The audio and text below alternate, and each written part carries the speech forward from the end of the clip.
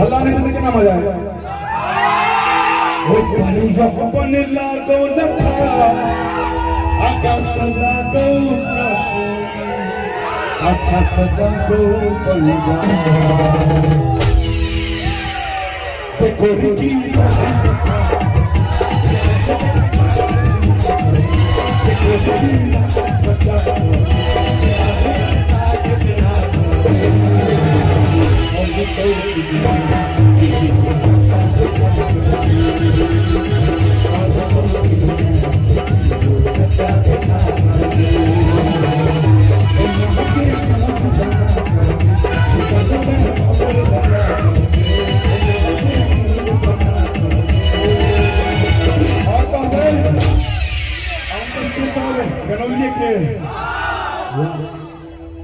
और कह भाई